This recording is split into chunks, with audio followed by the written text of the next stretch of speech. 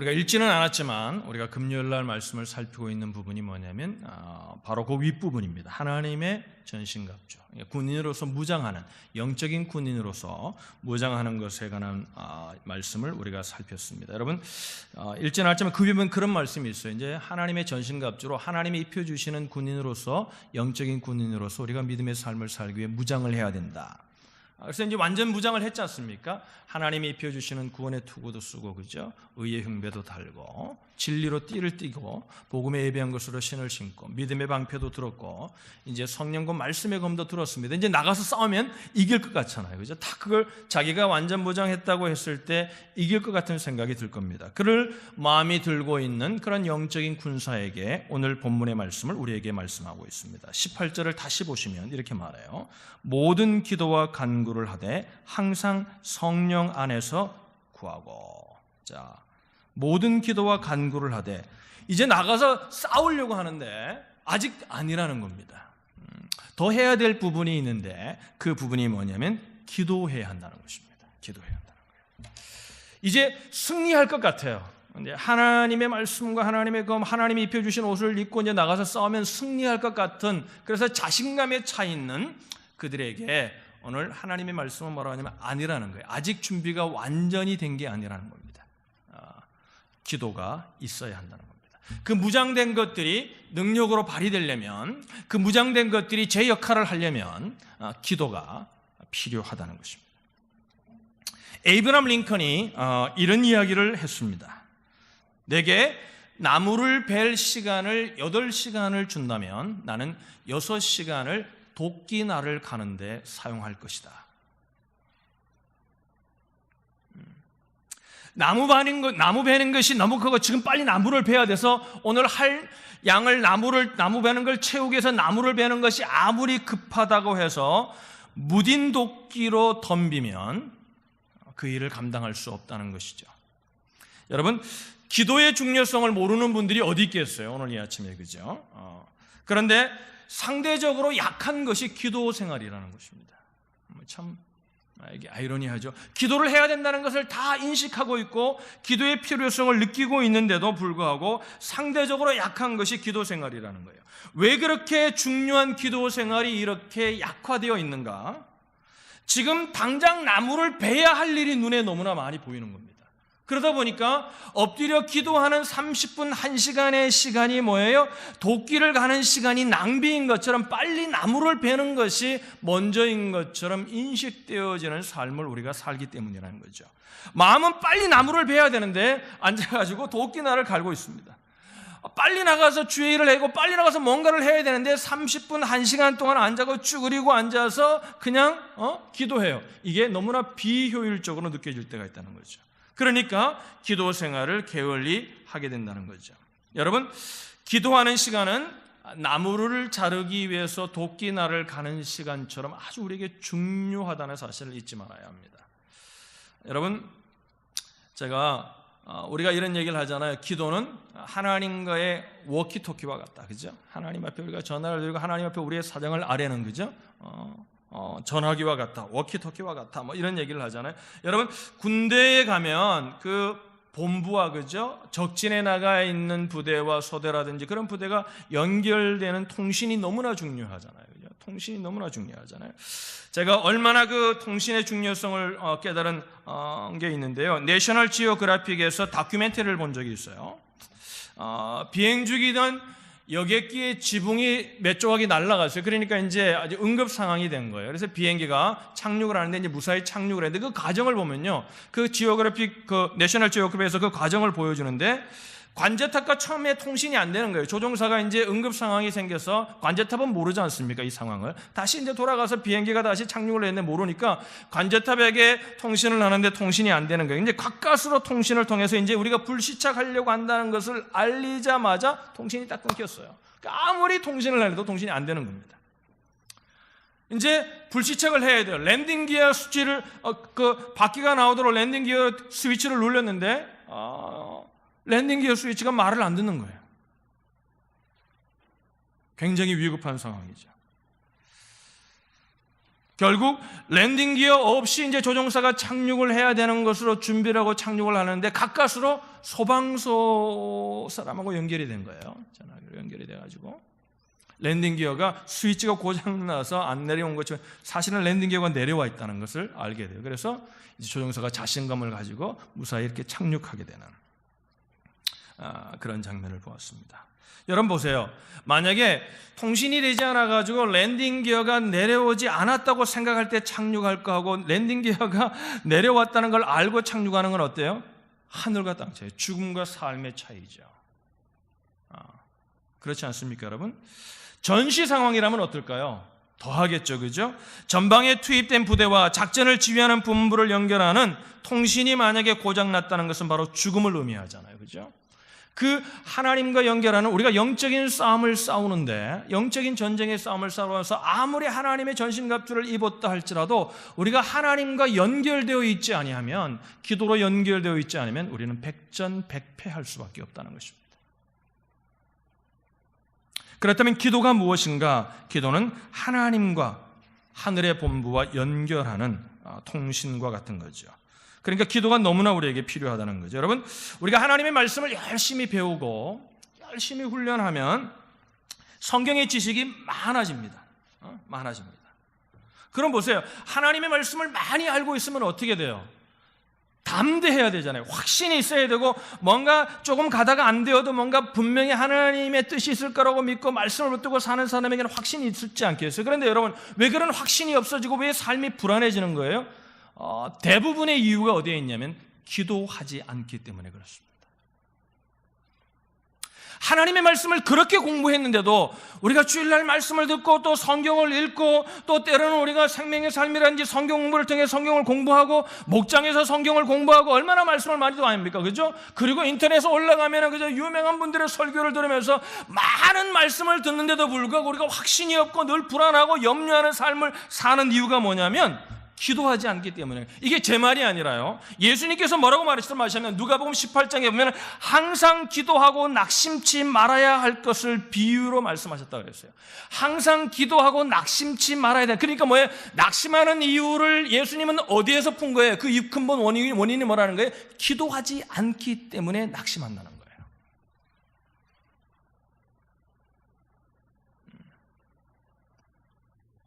한번 여러분 말씀을 들으면서 한번 잘 생각해 보세요. 내가 그렇게 말씀도 읽고 아침에 묵상도 하고 주일날 말씀을 받으면 그 말씀을 붙들고 막 살려고 노력도 하는데 왜 내가 그렇게 되지 않을까? 90% 아니면 거의 100% 가까운 이유가 어디 있냐면 기도하지 않거나 기도의 양이 부족하기 때문이라는 것입니다. 토마스 아켄퍼스가 이런 말을 했어요. 크리스찬이 하늘의 위로를 받지 못하는 가장 큰 이유는 크리스찬으로서 하나님의 자녀가 되었음에도 불구하고 하나님의 위로를 받지 못하는 가장 큰 이유는 너무 적게 기도하기 때문이거나 거의 기도하지 않기 때문이다 그랬어요.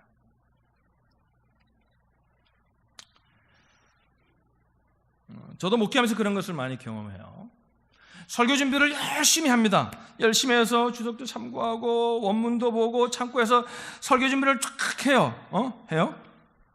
오늘 그래서 내가 정말 오늘은 말씀 전할 때 자신감이 있다. 그러고 딱 올라왔는데 죄송한 말로 죽을 쓰는 날이 있어요. 그 원인이 어디 있냐면 말씀의 지식 못지않게 기도해야 됨을 잊어버리고 주님을 의지하는 것을 잃어버릴 때 그렇게 된다는 것입니다. 우리의 삶이 똑같다는 것입니다. 잘 될 것 같았는데 어느 날 확 기도하지 않기 때문이야. 할렐루야. 그러니까 우리에게 있어서 말씀에 대한 지식이나 이해력보다 더 중요한 것이 무엇이냐면 그것이 기도라는 거죠. 성경에 대한 이해와 지식이 나의 기도하는 양에 의해서 절대적으로 비례하게 된다는 거예요. 내가 알고 있는 말씀이 능력으로 나타나려면 기도가 필요하다는 것입니다. 기도하지 않으면 그 말씀은 그냥 지식으로 머물러서 그것으로 끝나고 만다는 거죠. 여러분, 하나님의 말씀은 살아있고 운동력이 있어 좌우의 날쌘과 같이 우리의 혼과 영과 골수를 찔러 쪼개는 능력이 있다고 그랬잖아요. 여러분 동의하시면 아멘. 그 능력이 어디서 오냐면요, 기도하는 자에게 오는 거예요. 기도하는 자. 우리가 하나님에 대해서 많이 알고 있습니다. 옆에 분에게 한번 물어보십시오. 하나님에 대해서 얼마만큼 아세요? 멋쩍은 표정을 하는데 정말 몰라서 멋쩍은 표정을 하는 분도 있지만 대부분이 교회를 오래 다니는 사람은 그래도 내가 하나님 말씀을 많이 알아 이렇게 생각합니다. 그런데 여러분, 그러니까 성경을 공부하면서 우리가 하나님에 대하여 많이 알 수 있어요. 그런데 여러분, 하나님을 아느냐고 물으면 하나님에 대하여는 많이 안다고 말할 수 있지만 하나님에 대하여 아는 것하고 하나님에 대하여 아는 건 다르죠. 우리가 누구를 만납니다. 그럼 명함을 줍니다. 명함을 보면 그 사람의 명함을 보면서 이 사람이 뭐 하는 사람이구나, 그 사람에 대하여는 우리가 알 수 있지만 그 사람을 아는 거하고 그 사람에 대하여 아는 것하고는 하늘과 땅 차이입니다. 우리가 사람을 만나서 왜 실망합니까? 왜 사람을 만나고 처음에는 이상하다고 생각했는데 진국인 사람을 만날 때 놀랍니까? 왜냐하면 그 사람이 겉으로 보는 건 대하여 아는 거예요. 아는 거하고 다른 거예요. 진짜 아는 거하고 다른 거예요. 그래서 부부가 결혼을 해요. 그죠? 단단한 결혼을 하면 그러잖아요. 어른들 그래, Welcome to real world 그런다고요. 왜? 데이트하고 이럴 때는 뭐 가끔 싸우긴 했지만 그거 다 하는 게 아니고 이제 같이 이제 24시간을 살아가다 보면 그 사람이 어떤지를 아는 거거든요. 그 상황 속에서도 하나님을 의지하면서 같은 곳을 바라보면서 부부의 삶을 살아야 되는 거죠.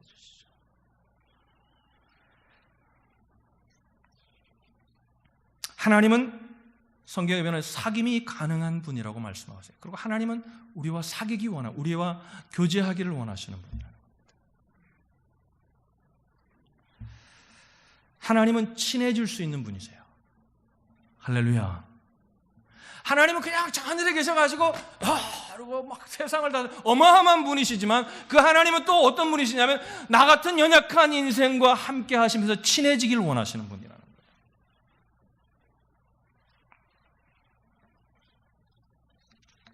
하나님은 사귐이 가능한 분이라고 성경이 누누이 말하잖아요. 그죠? 하나님은 친해질 수 있는 분이라고 말합니다. 그래서 하나님에 대해서 알려는 성경 공부를 하는 사람들이 반드시 더 깊이 공부해야 되는 것이 뭐냐면 기도 생활이에요. 기도 생활이에요. 그래서 10월 달은 여러분이 기도를 회복하실 수 있기를 주님의 이름으로 축원합니다. 모든 상황 속에서 기도해야 돼요. 안 되어서 기도하는 게 아니라요, 잘 되어서 기도하는 게 아니라요, 여러분 손을 들고 기도하든 눈을 감고 기도하든 눈을 뜨고 기도하든 골방에 혼자 들어가 기도하든 집에서 아이들과 식탁에 둘러앉아 기도하든 온 힘을 다해 기도하든 통성 기도하든 어떤 형태의 기도든 간에 모든 기도를 우리는 누구 앞에 드리는 거냐면 하나님 앞에 드리는 거예요. 동의하시면 아멘. 그러니까 특정 형태의 기도가 아니라 모든 기도는 뭐라는 거예요? 하나님 앞에 마땅히 드려야 할 기도라는 거예요. 그러면 어떻게 이 기도가 중요한데 어떻게 동기부여할 것인가? 어떤 분들이 이렇게 기도하면 복을 받습니다. 저는 이렇게 말하고 싶지 않아요. 하나님께서 기도를 원하시기 때문입니다. 단순히 그냥 심플하게 생각해서 하나님 기도하기 원하시는구나, 하나님 나랑 친해지기 원하시는구나, 그리고 그냥 기도하는 거예요. 그냥 기도하시기를 바랍니다. 그러면 그 위에 기도를 통해 누리는 베네핏을 여러분들이 맛보게 될 거예요. 할렐루야. 그럼 어떻게 되겠어요? 아침에 일어나 기도하는 게 편한 분은 아침에 기도하세요. 어떤 분은 아침형 인간이 아니라 저녁에 눈이 말똥말똥해서 저녁에 기도하세요. 언제 기도하느냐가 중요하지 않아요.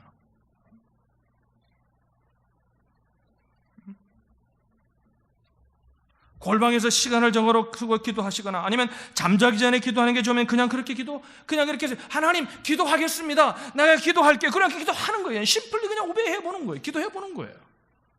할렐루야. 할렐루야. 여러분 좀 아멘 하고 받으세요. 그러면요 성령님이 우리를 도와주실 겁니다. 할렐루야. 지금은 바빠서 하나님 미안해요. 지금은 내가 좀 피곤해서 하나님 미안해요. 지금은 내가 좀 마음에 여유가 없어서 미안해. 그러지 말고 그냥 기도하라 그랬으니까 묻던 상황이든지 그냥 기도하라는 거예요. 심플하게 생각하시라는 거예요. 기도는 신비한 거예요. 여러분, 기도하면 그냥 사비 잘고 기도하면 문제가 해결되는 것, 그것만으로 끝나는 게 기도가 아니에요. 기도는 어마어마한 건데, 기도는 하나님과 친밀해지는 거예요. 기도 속에서 우리는 하나님을 알게 돼요.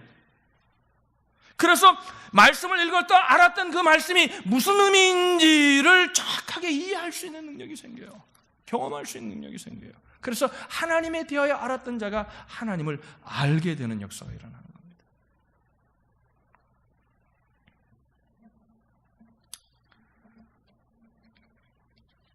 하나님에 대해서 안다고 자만하지 마세요. 제가 겸손해서가 아니라 저 하나님 잘 몰라요. 가르쳐 준 만큼 내가 지금 말씀 속에서 이만큼 알려고 노력하지만 이만큼 아는 거예요. 근데 여러분, 하나님은 그게 다가 아니에요. 하나님이 다 알 수 없는 분이세요. 그래서 알아도 좋은 거예요. 할렐루야. 여러분, 하이든을 아시죠? 많은 아름다운 곡을, 명곡을 작곡한 작곡가입니다. 여러분, 이제 많은 분들이 모르는데 하이든은 신실한 크리스찬이에요. 특별히 기도를 많이 했던 작곡가입니다. 그는 작곡을 할 때마다 사람들이 어마어마한 곡을 만들 때마다 어디서 영감을 얻느냐고 물을 때마다 그는 이렇게 말했다는 거예요. 나는 기도할 때마다 이렇게 고백합니다. 하나님은 내 삶의 주인이십니다. 하나님이 만들고자 원하는 곡이 무엇입니까? 하나님, 저에게 지혜를 주셔서 제 마음을 움직여 줘서 하나님 아름다운 곡을 만들게 해 주십시오. 그리고 그 곡이 제 것이 아니라 주님의 것이 되기를 원합니다. 맨날 기도했다는 거예요. 그러니까 하이든의 곡 가운데 우리는 천지창조, 너무나 잘 알고 있는 곡이죠. 성경의 창세기와 존 밀턴의 신라곤을 근거해서 만든 아주 굉장한 곡입니다. 이 곡이 비엔나에서 공연되는 날 하이든이 몸이 몹시 아파서 저 뒤에 이렇게 앉아 있었다고 합니다. 연주가 끝나고 청중들이 일어나 그 아름다운 곡 앞에 매료되어서 지휘자 앞에 열렬한 박수를 칩니다. 그러니까 지휘자가 박수를 중단시키고 저 뒤에 있는 하이든을 가리키면서 이렇게 했죠. 저분이 이 놀라운 곡을 만드셨습니다. 청중들이 일어나가도 하이든을 바라보면서 일제히 막 박수를 보냅니다. 하이든이 그것을 중단시킵니다. 그리고 하늘을 가리켜 이렇게 말했다고 합니다. 아니요, 나는 아무것도 아닙니다. 그분이 모든 것입니다. 이 모든 것이 하늘로부터 온 것입니다. 주님께서 나에게 지혜를 주셨습니다. 오직 그분께만 영광을 돌리십시다. 그리고 하나님, 여러분, 기도하는 자만이 얻을 수 있는 믿음이에요. 할렐루야, 할렐루야.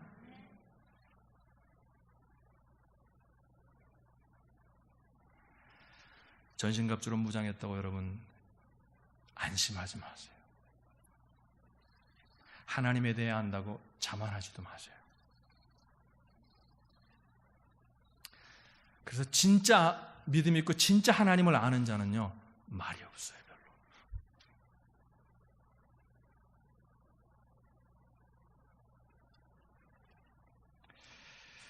근데 여러분, 놀라운 오늘 본문으로 돌아가면요, 이렇게 기도가 중요한데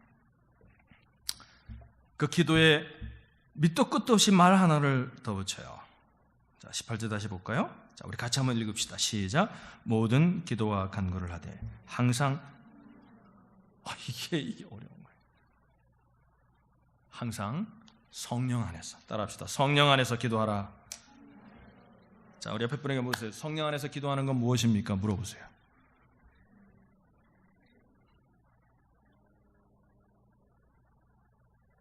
진짜 진지하게 한 1분간 한번 묻고 대답해 보세요. 자, 성령 안에서 기도하는 건 뭐죠, 형제님? 이렇게 순종들을 안 해요, 우리 교회는. 성령 안에서 하는 기도가 뭐죠? 그러면 성령 바깥에서 하는 기도가 있다는 거 아니에요? 쉽게 얘기해서 좀 아주 극단적인 표현이지만, 눈 감고 열심히 기도하면 성령 안에서 기도하는 거예요. 막 손이 진동하면서 기도하면 성령 안에서 기도하는 거예요. 운전하면서 눈 뜨고 기도하는 건 그러면 성령 밖에서 기도하는 건가요? 정신이 막 분산되가 막 여러 가지 생각 가운데 막 잠깐 밖으로 기도하면서 딴 생각이 날 때, 그러면 딴 생각하면 성령 밖에서 기도하는 것이에요. 맹명하게 기도하는 건 성령 밖에서 기도하는 거예요. 참으로 성령 안에서 기도한다는 말을 명확하게 규정하기가 참 어렵다는 생각이 들죠. 기도라는 말처럼 흔한 말이 없어요. 모든 종교가 기도라는 말을 사용합니다. 그죠? 기도를 우리만 하는 게 아니에요. 모든 종교의 사람들이 기도해요. 그런데 성경은 뭐라고 말하냐면 우리가 하는 기도는 어디 안에서 기도하냐면 다른 모든 종교의 기도와 다른 점이 뭐냐면 성령 안에서 하는 거라는 거예요. 오늘 이걸 기도 가운데 여러분 잘 깨닫고 가면 여러분의 기도 생활이 큰 힘이 될 겁니다. 할렐루야. 따라합시다. 성령 안에서 기도하라. 이 땅의 모든 종교를 가진 예수를 믿는 사람은 모든 종교를 가진 사람들이 나름대로 자기의 방식대로 기도를 하는데 그 사람들의 기도와 우리의 기도가 하늘과 땅과 같이 갈라지면서 다른 점이 있는데 그것이 뭐냐면 우리가 하는 기도는 성령 안에서 하는 기도라는 거예요. 여러분 예수님께서 이런 말씀을 했죠. 중언부언하지 말라. 저들은 많이 기도해야 들으시는 줄 안다. 그러면 많이 기도하는 게 나쁘다는 말이 아니라 뭐라는 말씀이에요? 많은 기도가 나쁘다, 기도의 양이 나쁘다 이런 게 아니라 어떤 사람들이 이런 생각을 가지고 있는데 내가 열심히 많이 기도하면 기도의 양이 많으면 하나님이 꼼짝없이 들어줄 거야. 이건 성령 밖에서 하는 기도예요. 기도가 내 무기라는 거죠. 이방인의 기도라는 거죠. 기도가 내 공로라는 거죠. 내가 이만큼 했으니까 하나님이 들어주실 거라는 거죠. 오늘날 한국교회가 타락한 기도 생활이 뭐냐면 바로 이거예요. 이것 때문에 기도의 진짜 맛을 성도들이 몰라요. 기도에서 뭐냐면 누가 40일 금식 기도했다면 우리는 와 하고 기가 죽어요. 여러분 그게 뭐냐면 다 성령 밖에서 하는 기도에 저는 제일 시험이 드는 게 뭐냐면 부흥 강사님들이 요즘은 그렇게 안 하더라고요. 이제 젊은 사람들이 안 가니까. 요즘 뭐냐면 자기 이력 가운데 40일 금식 기도 이렇게 쏘는 사람도 있어요. 저는 그런 부흥회를 절대 안 가요. 자기의 기도가 공로가 되어 있는 사람이에요.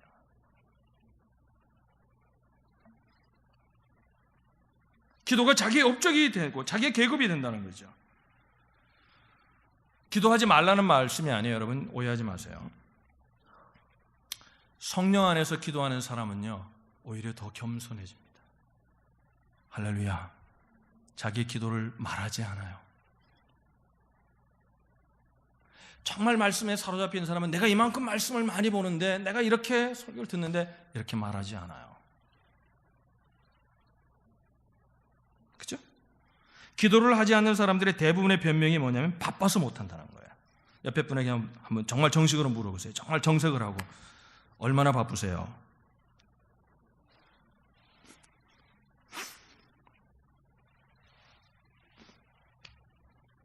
바빠서 기도를 못 하실 때가 있죠. 그죠? 근데 그 뿌리를 들어가면요. 바빠서가 아니라 정확한 이유가 뭐냐면요. 기도하지 않아도 나는 괜찮다는 마음이 있는 거예요. 기도하지 않으면 나는 안 된다는 마음이 있는 사람은요. 바빠도 기도합니다.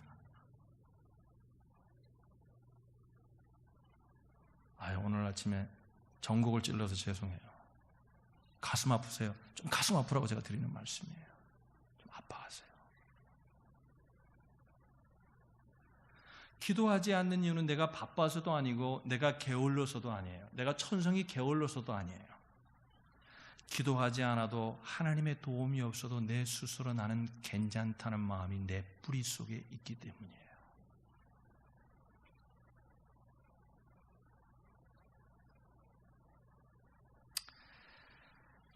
그래서 성령 안에서 기도해야 한다는 거죠. 저도 처음에 기도가 뭔지를 몰랐을 때 어떤 분이 하루에 자기는 3시간, 4시간씩 기도한다는 얘기를 들으면 기가 죽을 때가 많았어요. 기가 팍 죽는 거예요. 나도 좀 기도한다고 하는데 그 사람 앞에 가면 완전히 꼬리를 쫙 내리게 되는 거죠. 어떤 분이 나 40일 금식 기도해서 그래 저도 보름 금식한 적이 있어요. 40일 해보려다가 죽겠더라고요. 그래서 제가 그만뒀어요. 그리고 그 다음날 금식이 끝나는 12시가 딱 끝나는 날 밥을 먹었어요. 죽을 먹어야 되는데 너무 먹고 싶어서. 그래, 내가 금식이 아니고 금식했구나. 그때 깨달았어요. 왜 내가 그랬을까를 생각해 보니까 기도가 뭔지를 몰랐던 거예요. 기도가 뭔가 공로가 되고 기도가 뭔가 그만큼 하면은 자기의 영적인 위치가 올라갈 것이라는 착각이 내 속에 있었던 거예요.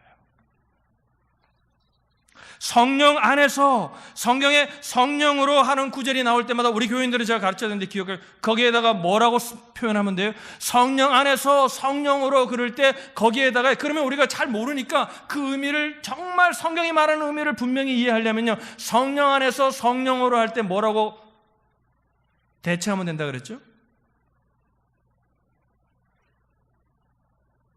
할렐루야. 이래서 설교가 할만해요. 잊어버리니까. 따라합시다. 전적인 하나님의 은혜로. 따라합시다. 전적인 하나님의 은혜로. 성령 안에서 성령으로 할 때마다 우리가 그 단어를 이렇게 바꾸어 보면은 그 의미가 무엇인지 알아요? 전적인 하나님의 은혜로. 내가 기도하는 것이 전적인 하나님의 은혜라는 것을 알고 기도할 때 그 기도는 성령 안에 있는 기도라는 거예요. 할렐루야. 그런 마음으로, 그 믿음으로 기도할 때 진동이 오기도 하고 하나님이 생각을 심으시기도 하고 하나님이 은사를 주시기도 하고 능력을 주시기도 하는 거예요. 기도의 응답을 주시기도 하고 인내할 수 있는 믿음을 주시기도 하는 거예요. 왜 제가 그 말씀을 하냐면 빌립보서 3장 3절을 보면, 여러분 성경을 하나 볼게요. 빌립보서 볼게요. 빌립보서 3장 3절. 성경이 없는 분들은 옆에 분과 나눠서 보세요. 자, 에베소서 바로 다음에 빌립보서잖아요. 그죠? 빌립보서 3장 3절에 보면 이렇게 말해요.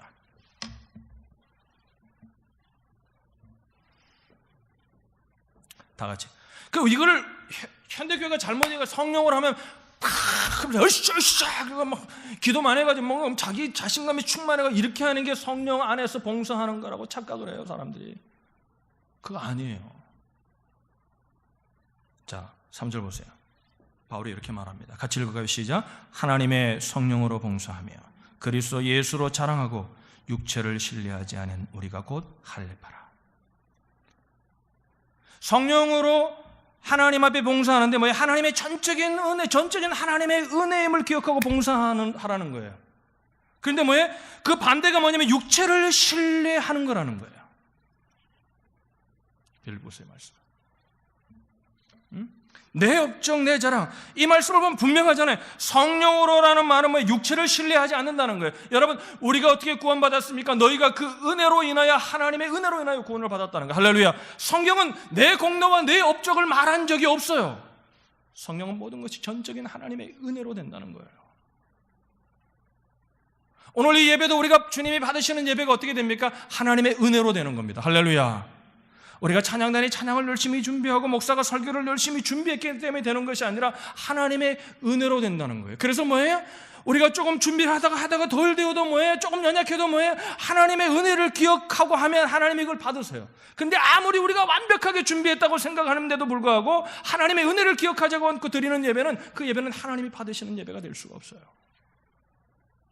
그게 성령으로, 영으로 드리는 예배예요. 할렐루야. 우리가 한 주간 삶을 어떤 분은 열심히 살다 왔어요. 열심히 정말 잘 살다 왔어요. 그래서 하나님 앞에 정말 승리의 궤가를 부르면서 하나님 앞에 드려요. 그런데 뭐예요? 그 잘 산 삶이 예배를 드리는 근원이 되면 그건 예배가 아니라는 거예요. 뭐예요? 그렇게 살게 하신 하나님의 은혜를 기억하며 드릴 때 뭐예요? 그것이 온전한. 그래서 사람 자꾸 삶으로 예배를 드려야 된다는 걸 뭐냐면 자꾸 착한 행, 뭔가 하나님 말씀대로 살아야 예배가 되는 것으로 착각을 안 해. 그 삶이 무엇으로 가능하다는 걸 깨닫는 거예요. 하나님의 은혜로만 된다는 걸 깨닫는 거예요. 할렐루야. 성령 안에서 하는 기도는 뭐냐면 하나님의 은혜로 내가 기도할 수 있다는 것을 깨닫는 거예요. 그럴 때 기도는 놀라운 거예요. 할렐루야.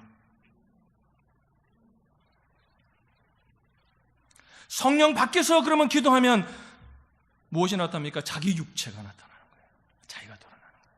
나 40일 금식했어. 나 하루에 몇 시간씩 기도해. 나 매일 새벽 기도해. 나 매일 일정한 장소에서 일정한 시간에 나 기도해.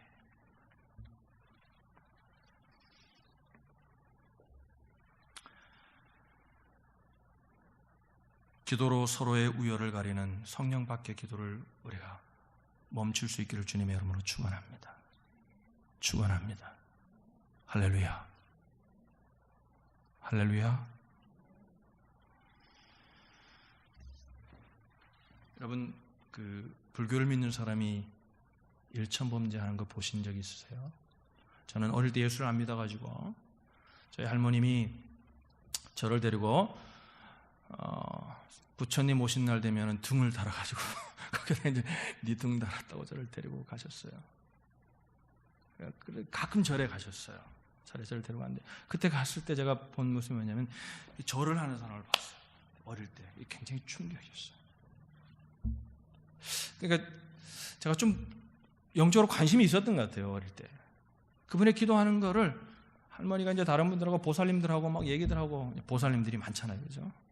절에 오래 다니셨어요. 아는 분들, 주지스님도 알고 막 얘기하는데 저는 그거를 앉아가지고 이렇게 열심히 봤던 기억이 나요. 온 몸이 여러분 땀으로 확 젖어가지고요. 잘 일어나지도 못해요. 그런데도 일어나서 하는 거예요. 정성을 다해서.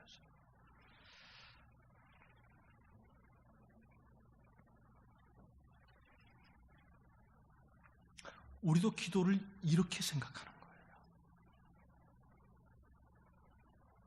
이건 이방인들의 기도예요. 기도는 그런 거 아니에요. 기도는 걸어가면서도 할 수 있는 거예요. 할렐루야. 이런 비슷한 생각들이, 그러면서 그런 기도를 보면 와, 우리가 하는 기도는, 새벽 기도는 세 발의 피구나. 그러면서 내가 더 정진을 해야지. 그러니까 기도가 이게 노동이 되어 있는 거예요.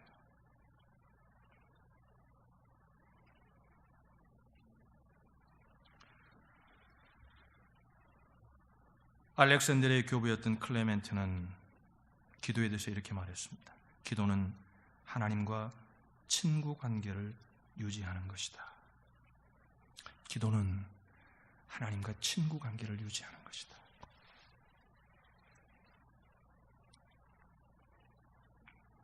그래서 정말 기도를 하면요, 하나님에 대해서 알았던 정보가 하나님을 알게 해요.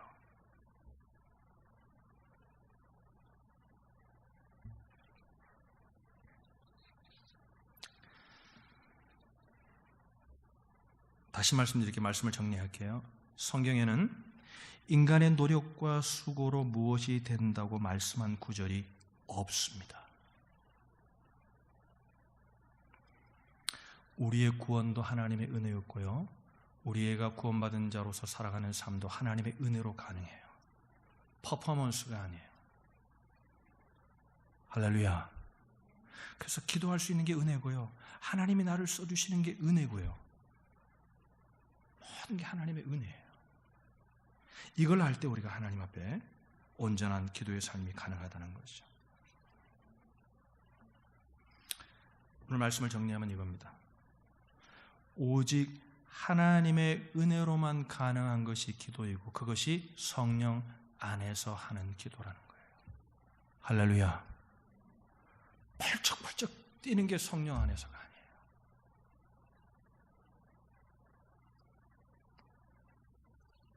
그래서 성령 안에서 기도를 하게 되면 점점 더 겸손해집니다. 그러니까 그 사람의 주변에는 사람들이 모이게 됩니다. 사람들이 그와 함께 하기를 원합니다. 그런데 기도를 많이 하는 사람들 가운데 사람들과 멀어지는 사람들이 있습니다. 왜 그런지 알아요? 성령 밖에서 하는 겁니다. 기도가 자기의 공로입니다. 우리는 지금 기도에 관한 말씀을 3번째 살폈습니다. 여러분, 우리는 기도가 필요합니다. 할렐루야. 바빠서가 아닙니다. 여유가 없어서가 아닙니다. 게을러서가 아닙니다. 성령 안에서의 기도의 맛을 몰라서 그렇습니다. 여러분, 기도하실 수 있기를 주님의 이름으로 축원합니다. 여러분, 정말 기도하는 마음으로 옆에 사람에게 이렇게 축복해 드릴까요? 기도가 복입니다. 기도가 축복입니다. 여러분들에게 이런 기도가 되시기를 주님의 이름으로 축복합니다. 우리 다 같이 한번 눈을 감고 오늘 말씀을 한번 묵상하겠습니다.